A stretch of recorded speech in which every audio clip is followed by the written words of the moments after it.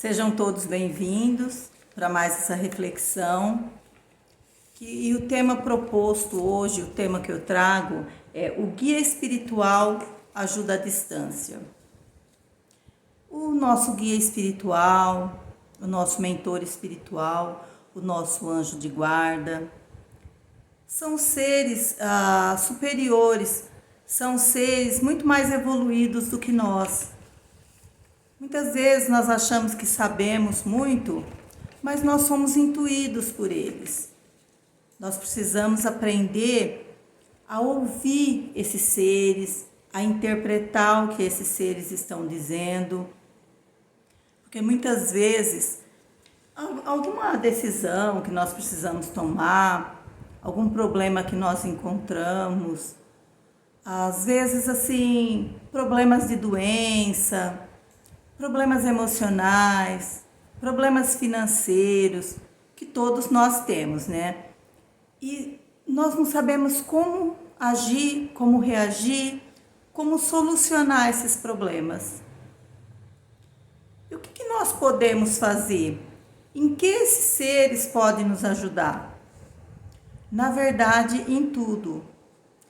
Na verdade, eles nos fortalecem no momento de doença, um momento que nós não sabemos como proceder, momento que nós estamos fragilizados, eles servem para nos fortalecer.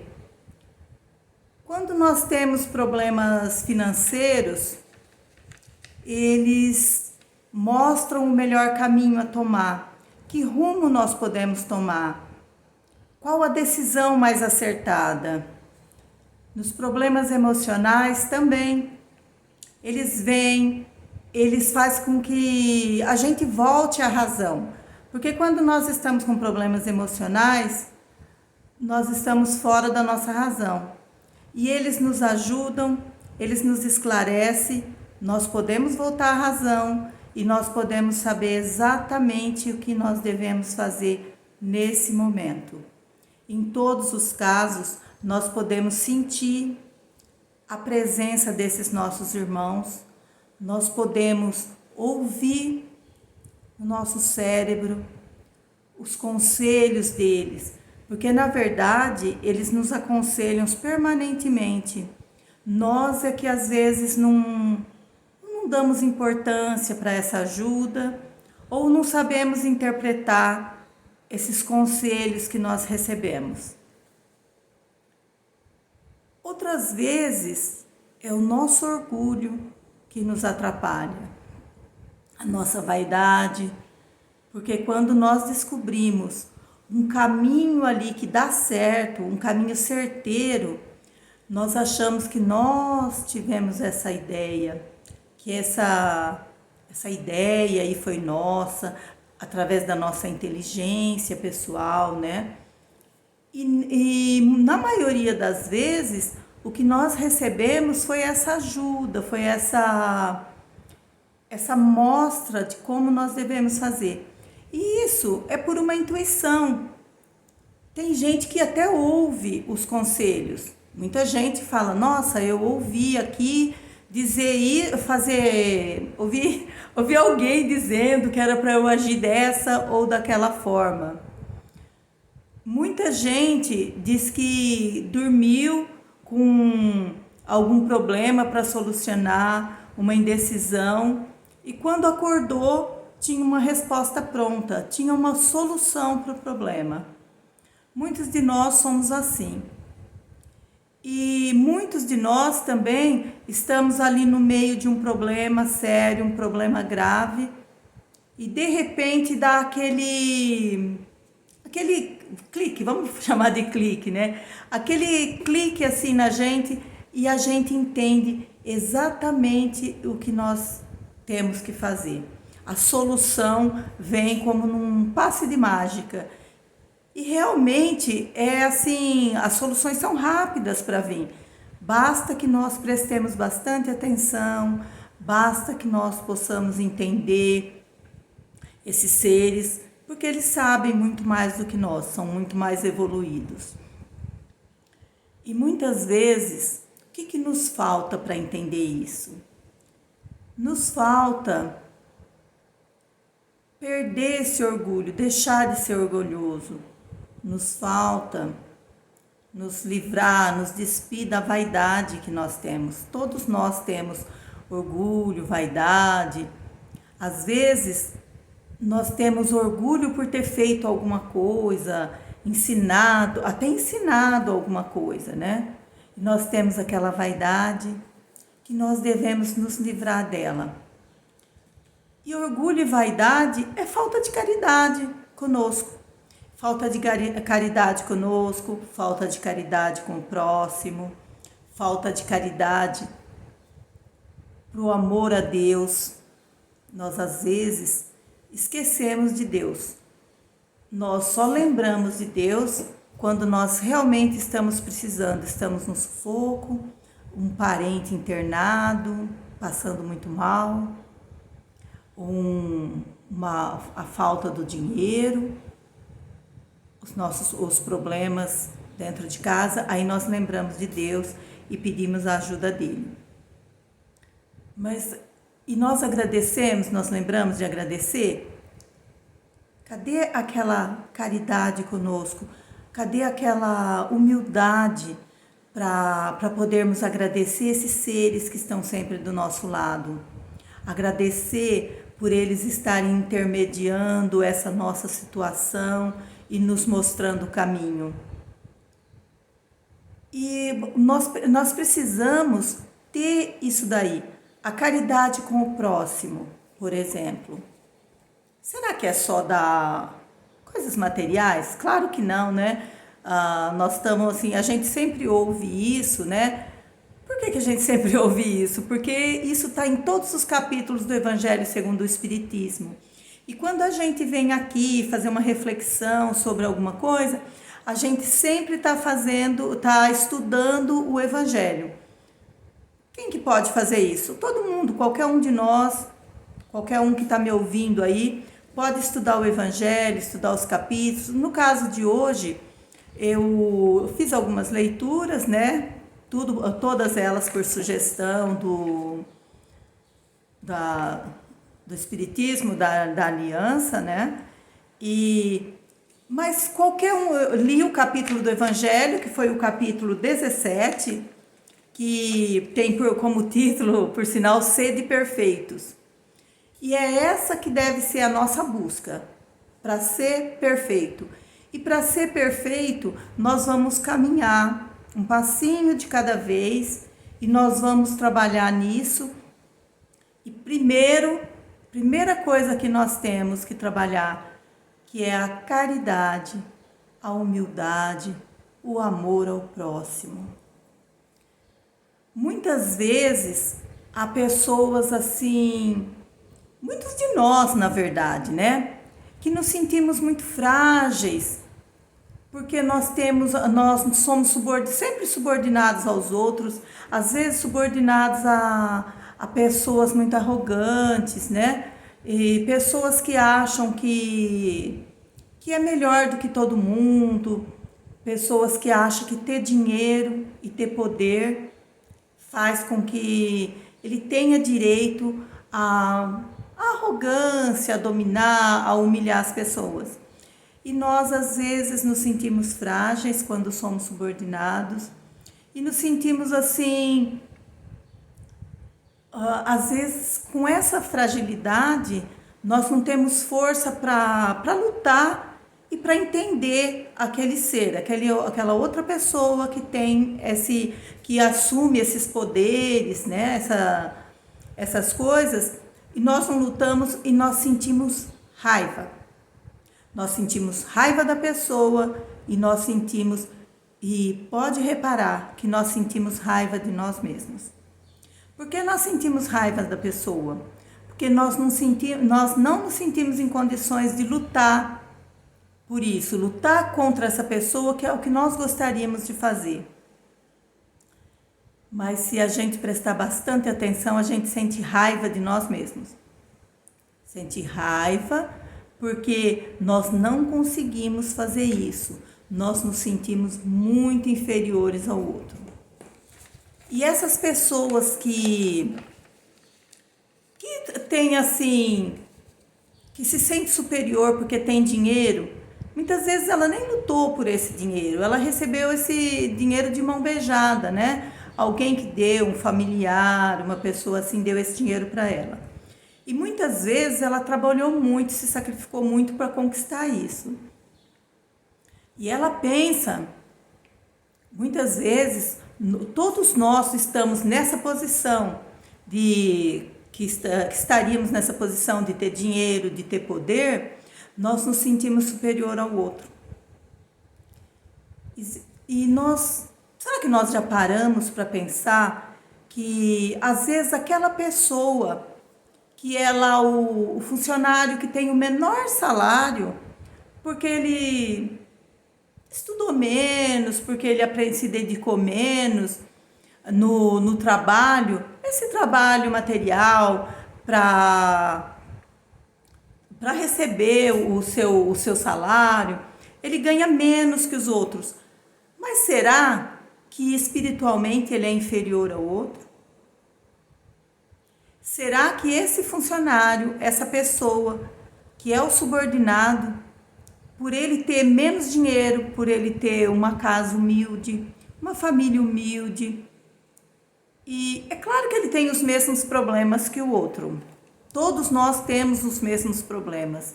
De uma forma ou de outra, todos nós temos problemas de saúde, problemas emocionais e problemas financeiros, independente das nossas posses. Mas será que espiritualmente, se eu estou nessa condição de subordinado, estou nessa condição de uma pessoa que vive com muita humildade, com pouca coisa, com pouco dinheiro, será que eu estou na condição de inferior mesmo? E aquela pessoa que tem autoridade, porque ela assumiu um cargo, porque ela tem domínio, porque as outras pessoas são obrigadas a agir de acordo com as suas normas, de acordo com os seus mandos e desmandos. Será que essa pessoa é superior? Será que ela tem uma superioridade espiritual?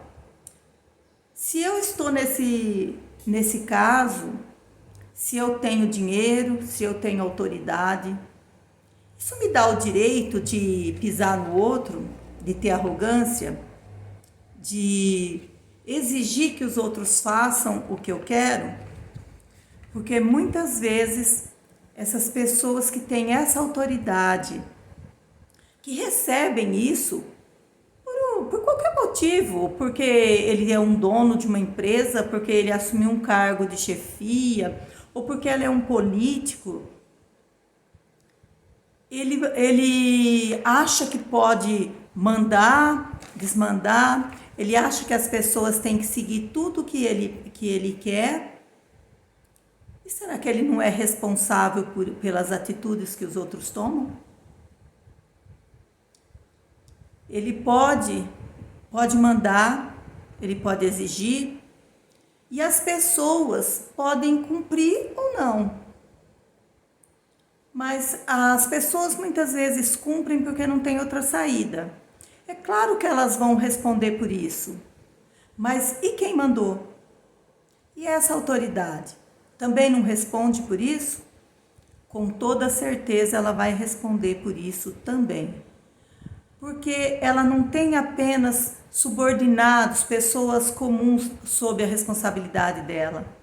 Ela tem almas. Ela tem pessoas que estão em fase de crescimento. Todos nós aqui estamos em fase de crescimento. As pessoas que têm mais autoridade, que são os que mandam, e as pessoas que são subordinadas, as pessoas que são obrigadas a obedecer. E o que acontece? Nós temos aí o chamado verniz social, né? Nesses momentos que nós estamos no convívio social, nós somos obrigados a assumir uma outra postura, nós temos várias faces, na verdade.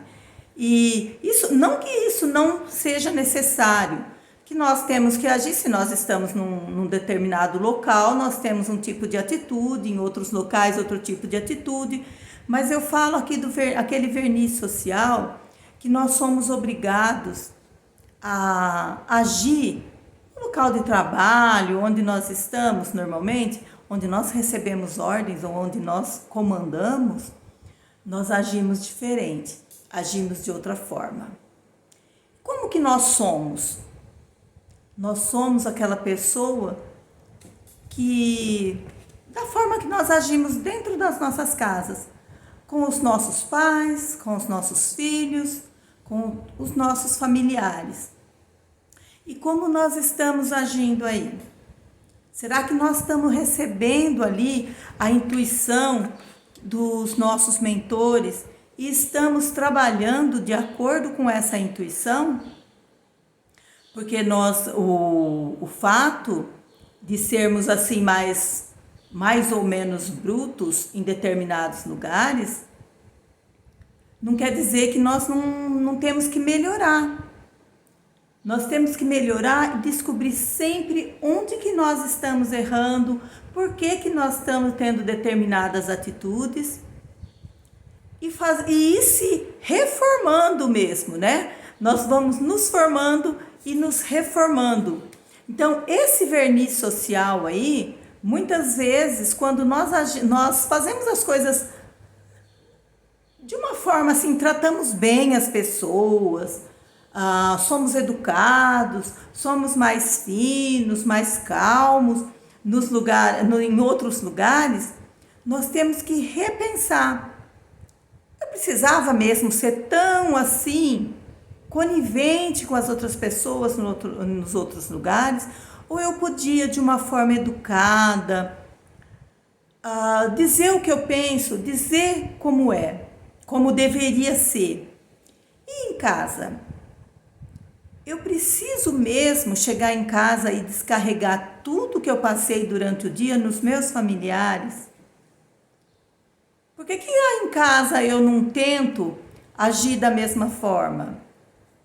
Isso, o nosso mentor, ele está nos intuindo a todo momento para que nós sejamos em casa, no trabalho, em qualquer lugar, pessoas humildes, pessoas caridosas, pessoas sensatas, para que a gente não tenha que entrar em desavenças com ninguém, nem em casa, nem fora de casa. E todas as vezes que nós passamos por algum momento difícil, algum momento mais complicado, quem que nós temos que pedir ajuda? Nós temos que pedir ajuda para o nosso guia espiritual, que nos ajuda sempre à distância. Nós temos que estar sempre prestando atenção no nosso mentor, o que ele está dizendo para nós. Aquelas atitudes que nós tivemos, foi ele que nos intuiu? Normalmente não, né? Se nós temos atitudes sensatas, pode ter certeza que ele está ali nos amparando, nos ajudando. Mas se nós temos atitudes insensatas, com certeza nós não prestamos atenção no que ele disse. É claro que o nosso mentor nunca vai dizer para que a gente faça alguma coisa que não seja boa. E para a gente ter essa ajuda desse mentor espiritual, nós estamos buscando eu até peço para que vocês leiam o capítulo 17, que é Sede Perfeitos, que é o nosso objetivo. Mas nós precisamos ser perfeitos para receber a ajuda do nosso mentor espiritual? Claro que não, né? Nós não precisamos. Então nós vamos caminhando, nós buscando, a nossa meta é encontrar a perfeição. Mas nesse caminho, de como nós estamos hoje até buscar a perfeição, nós vamos buscando a nossa melhora no dia a dia. E assim perceber o que nós precisamos e as atitudes que nós devemos tomar.